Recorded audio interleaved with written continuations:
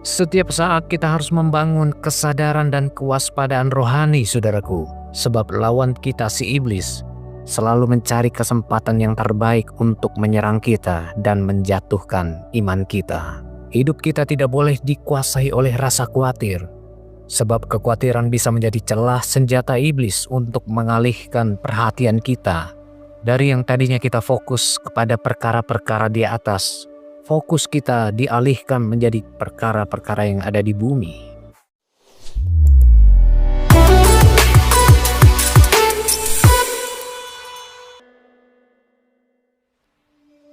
Shalom, selamat pagi saudara yang dikasihi Tuhan Yesus Kristus. Puji Tuhan, kita berjumpa kembali dalam renungan pagi dan doa pemulihan hari ini. Saya berdoa saudara semua dalam keadaan yang sehat, penuh sukacita, kuat dalam iman dan dipenuhi oleh damai sejahtera Allah. Sebelum kita memulai segala aktivitas kita pagi hari ini, mari kita merenungkan firman Allah yang akan menuntun kita di sepanjang hari ini. Firman Allah yang terambil di dalam 1 Petrus 5 ayat yang ke-6 sampai yang ke-9. Demikian bunyi firman Tuhan, karena itu rendahkanlah dirimu di bawah tangan Tuhan yang kuat, supaya kamu ditinggikannya pada waktunya. Serahkanlah segala kekhawatiranmu kepadanya, sebab Ia yang memelihara kamu. Sadarlah dan berjaga-jagalah. Lawanmu si iblis berjalan keliling sama seperti singa yang mengaum-ngaum dan mencari orang yang dapat ditelannya. Lawanlah dia dengan iman yang teguh, sebab kamu tahu bahwa semua saudara di seluruh dunia menanggung penderitaan yang sama. Saudaraku yang dikasihi Tuhan, semua orang pasti pernah mengalami rasa khawatir di dalam hidupnya. Sebab kita hidup di dunia yang penuh dengan tantangan dan ketidakpastian. Bahkan setiap hari, kita dihadapkan pada situasi yang dapat menimbulkan rasa khawatir di dalam hidup kita. Mungkin di antara saudara pernah mengalami rasa khawatir akan kebutuhan hidup. Khawatir kalau hidup tidak bahagia. Khawatir soal keuangan, pekerjaan, dan biaya-biaya bulanan. Bahkan kekhawatiran akan masa depan keluarga.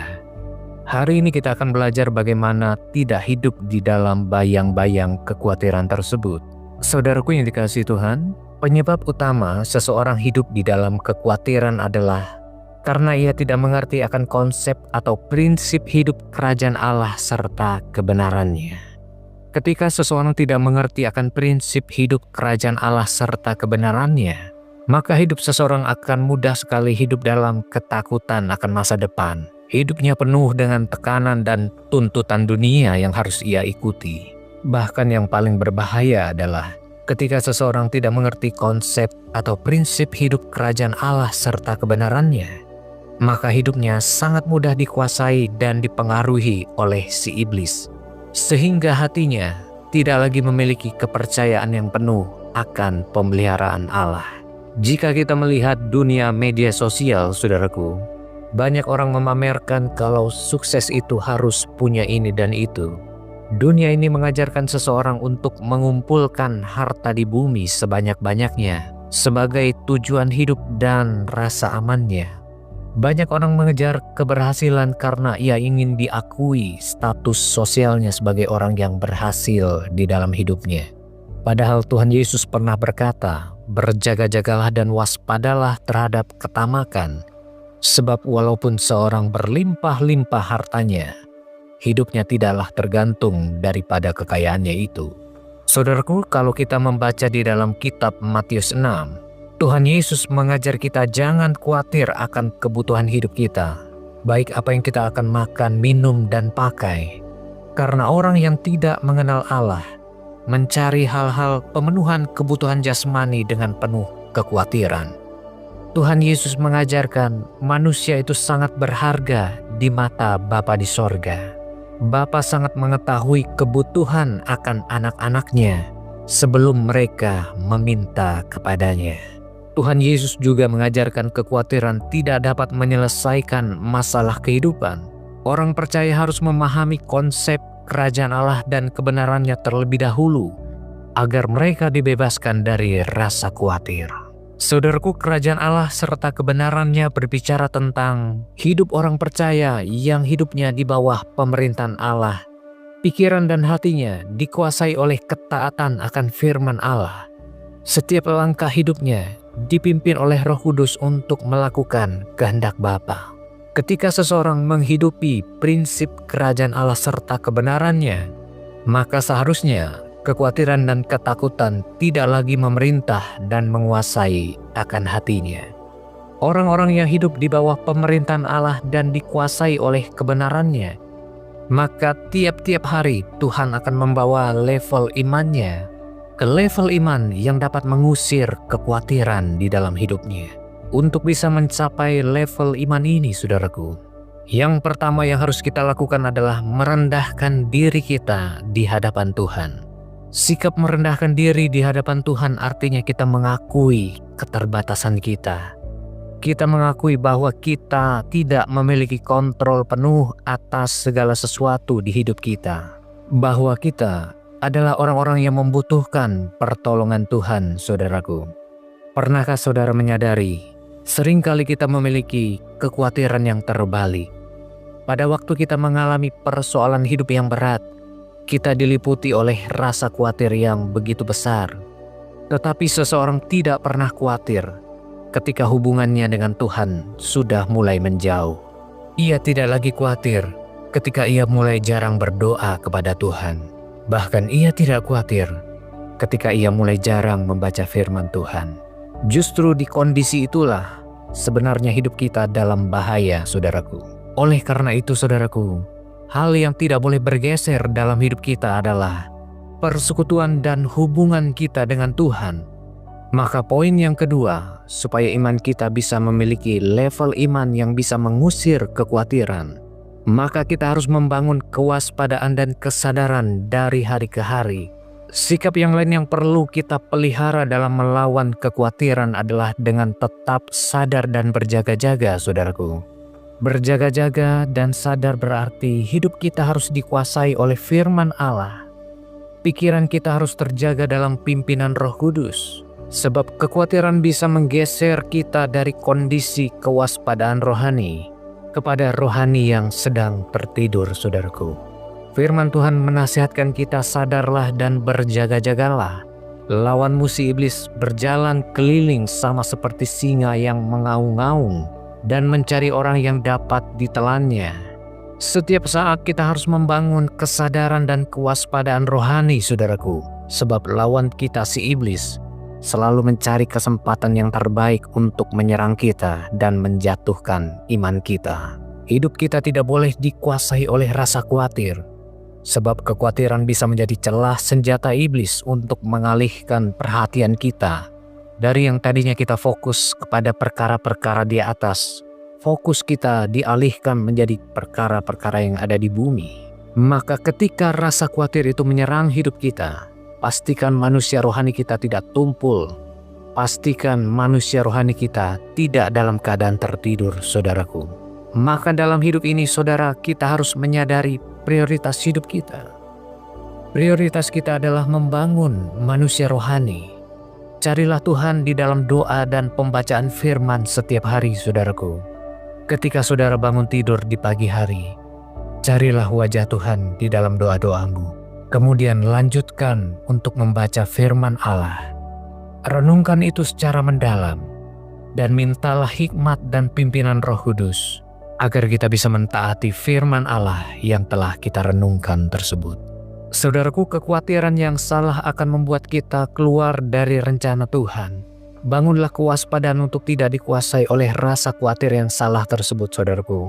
Kekhawatiran yang salah ketika kita mulai mempersoalkan kebutuhan pemenuhan jasmani kita. Jangan kita khawatir, saudaraku, sebab firman Tuhan berkata, serahkanlah segala kekhawatiranmu kepadanya, sebab Ia yang memelihara kamu.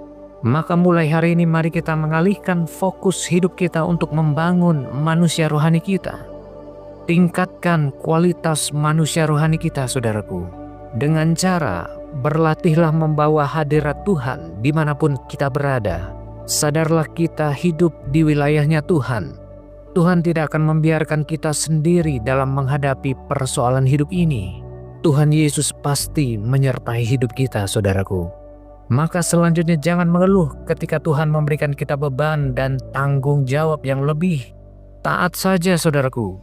Setialah menyelesaikan tugas pelayanan pekerjaan Tuhan yang Tuhan percayakan atas hidup kita. Fokuskan arah pandanganmu saudaraku untuk membangun kualitas manusia batiniahmu. Maka di poinnya ketiga, kita harus terus membangun keteguhan di dalam iman kita kepada Kristus.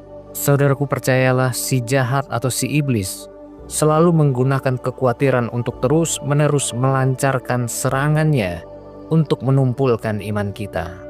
Maka milikilah level iman di level iman yang teguh saudaraku. Iman yang teguh tidak tumbuh dalam kenyamanan dan kemudahan saudaraku, tetapi ia tumbuh di dalam badai dan masalah hidup yang kita hadapi hari ini. Maka iman yang teguh itu dimulai dari ketaatan demi ketaatan dari perkara-perkara kecil saudara, di mana hati kita mulai memutuskan untuk tidak lagi khawatir tentang persoalan-persoalan jasmani, karena kita tahu Tuhan pasti memelihara hidup kita. Iman yang teguh itu mulai terlatih ketika kita hidup terus mempercayai Tuhan, bahkan ketika kita belum melihat pertolongannya. Iman kita harus tetap teguh untuk mempercayai Tuhan pasti akan menolong kita dan memelihara hidup kita.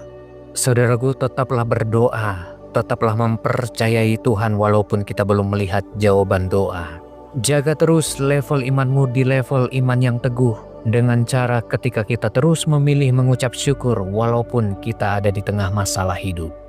Ketika kita ada di level iman yang teguh ini saudaraku, iman seperti inilah iblis akan lari di hadapan saudara, sebab iman inilah yang dapat mengalahkan kuasa si jahat. Hari ini mari kita putuskan bersama saudaraku. Mari jadikan firman Tuhan sebagai dasar iman kita, bukan lagi keadaan hidup kita saudara. Terus bangun level imanmu di level iman yang teguh.